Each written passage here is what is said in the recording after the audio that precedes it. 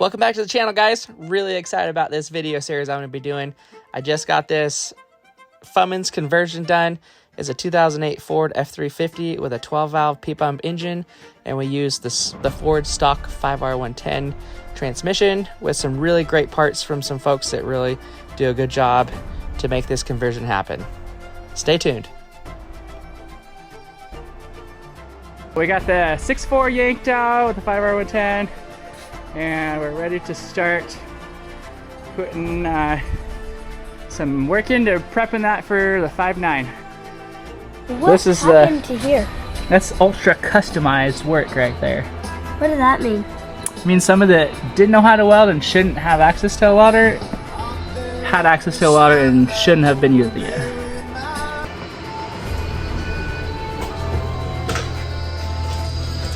So here we have the Billet Flex Plate that we got installed, as well as a low stall torque converter that we purchased from Randy Gillam. And then we've got our motor mounts that are absolute work of arts from Fuchs.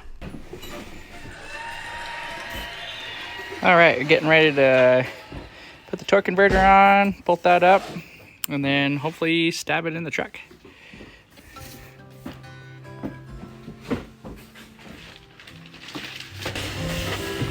I wanted to give a huge shout out to Randy Gilman, who provided the torque converter as well as the flex plate and tuning and a ton of technical support. Absolutely could not have done this without him. It's incredible to be able to have people that can support these kind of builds.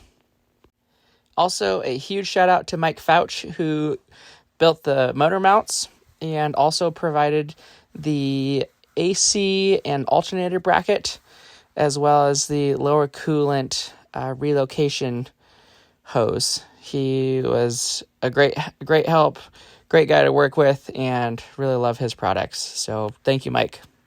Making some more progress.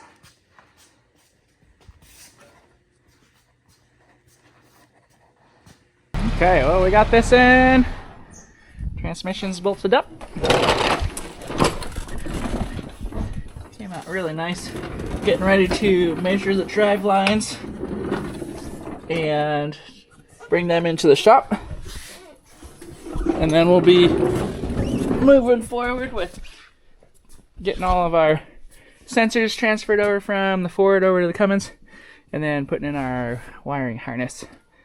Then we'll start on intercooler pipes, hoses, and all that stuff. So making lots of progress. Hey guys, so we're kind of just in the process of wrapping things up here. I wanted to kind of show some of the routing that we did for our degas bottle. So I ran a hose.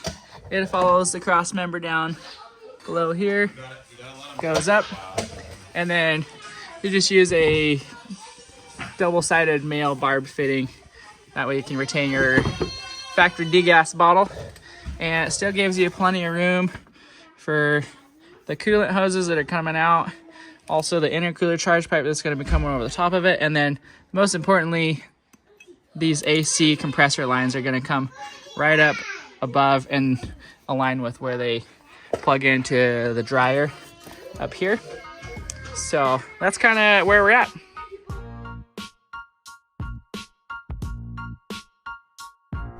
All right, so this is how our bracket turned out. Turned out really good. I love the way that it routes this back behind the AC hoses, and then this coolant pipe meets right up where our radiator is. Just a really clean fit. And then we have the hose coming from degas bottle teed into that elbow that, you know, feeds into the block. Goes all the way down underneath along the main frame, and then ties right back into the degas bottle. So that came out really, really good. The rest of all of this is kind of coming together. These AC lines fit really well. Clocked the turbo up just a little bit higher so that our intercooler charge pipe can go directly over the top of it, like this. Pretty snug, but it definitely fits and works really good, so I'm loving that. I'm getting ready to put the tensioner on, the belt on, then I'll go ahead and put the radiator back on, and then the intercooler, and start getting this thing buttoned up. We're just waiting on the power steering line that's being made at the shop right now. So as soon as that's back and we can put that in, fuel's already done. So that's pretty much kind of the only thing that we're waiting on to have this thing button up. We're gonna have the tune hopefully by the end of the week from Randy Gillam, so that we can have the transmission shifting really good. And we also put his low stall torque converter in, so it's gonna be a really rowdy truck. Good morning, guys. Another day here in the shop. Have some pretty crazy weather here up in North Idaho. It snowed this morning and now it's sunny and about, I don't know, probably like 55 degrees. So wanted to show you what we're working on today. We're going to do our intercooler charge pipes, which I already have this one cut. So essentially how this sits for the 6.4 is somewhere around there. It goes up to the V8. I like to do this so that you can pull this intercooler pipe out if you need to access anything down in this area, like your rad hose, or even removing your AC compressor, or even just pulling your turbo out. You can unclamp it here and here, pop this little hose right out, and then remove your turbo. Have easy access for all that stuff, for doing oil changes. So next step, we're going to be moving over to passenger side, which I like to use this chunk. And basically, I gotta get my ladder moved over. We're gonna be putting some pie cuts into this, rotating it this direction, and then rotating it back up and down so that it can come up over and align it so it's gonna be a straight on, something like that. So stay tuned. I'll take you guys along for the ride. Okay, we're getting really close with these. Just a little bit more trimming so that that's a very flat line to weld on. But I wanted to show you guys, the sun was shining a minute ago and now it's hailing out there. So welcome to North Idaho, folks. Super happy to have this shop though to be working in. It's a total game changer.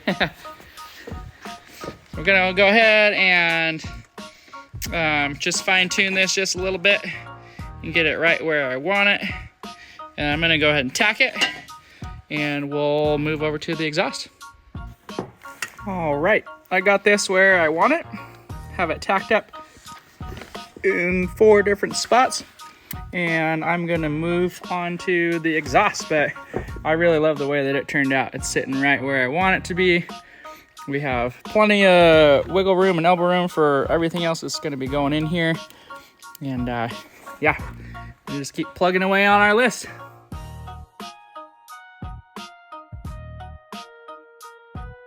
We got our intercoolers all staged, ready to weld up, so we're graduating to the exhaust. So I have the elbow down there and the Dodge downpipe. Here's the Ford downpipe. What I'm going to be doing is kind of marking and cutting and beginning my journey of figuring out where things are going to fit. So this is where the Dodge pipe kind of drops down to, and you can barely see it up there. That's where the factory 6.4 pipe's at. So we're gonna probably end up cutting it somewhere around this area. I also cut the exhaust hanger off of this because it was, you know, it shoots off that way in the wrong direction.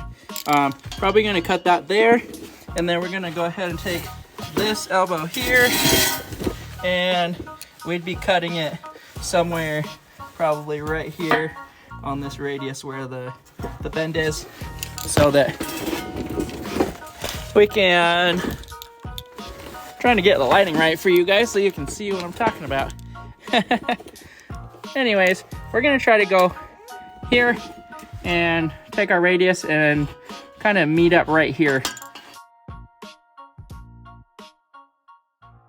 Alrighty guys, we have the exhaust pipe all aligned right where we want it. We have it where it's gonna fit really well. I just cleaned it up I've got my markings to keep it right where I want it centered, and I'm gonna go ahead and weld this up. So I'll show you what it looks like once we get her done.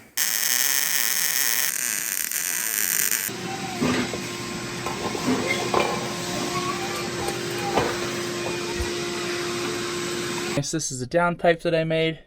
We have a HE351 turbo. Spools really nicely, flows a lot of air, keeps EGTs really low. All right, the truck's definitely coming together. We're making lots of progress. We just did governor springs, and we also did some dynamite diesel injectors. Something I wanted to show you guys is just kind of a tip for in the future. If you're ever wanting to move your ASC housing forward for tuning purposes, they use a breakaway nut on these. And so while you have your injector lines out, if you get yourself a small die grinder like this and just cut a hole in it so that you can use it like a screwdriver, you can crack that thing loose and you can replace it with a hex nut or an Allen nut, and that way it makes it much easier to adjust your AFC housing. Okay, so we did our initial startup, warmed it up, let it cool down, retorqued the head studs, 125 foot-pounds, and we're gonna check the valve clearance on the rockers, and then button this all back together and get another start on it. Hey guys, welcome back. I just want to give you a little update on where we're at with the truck. So we have most of everything routed and put together how we want it. I've got my intercooler pipes all built and routed, so you can kind of see the direction that we're going with them. We're just going to be going right down through here and then out, and then that one obviously. The exhaust is all done, as well as the drive lines. Drive lines are all in. The exhaust came out really nice. It'll be pretty easy to access, pull out this down type if you ever need to. And we haven't got the front drive line in yet, but everything's coming together pretty good. Pretty excited about how this build's coming together. It's gonna be a pretty amazing truck. I mean, it's in really good shape. It's got really nice interior, and it's gonna drive really awesome. So stay tuned, keep watching. If you guys have any questions, let me know. I'll try to answer them in the comments below. If you want to know how anything works, or specific questions about the truck or the engine or the swap. So yeah, just stay tuned. We're gonna have this thing buttoned up here pretty shortly and hopefully driving.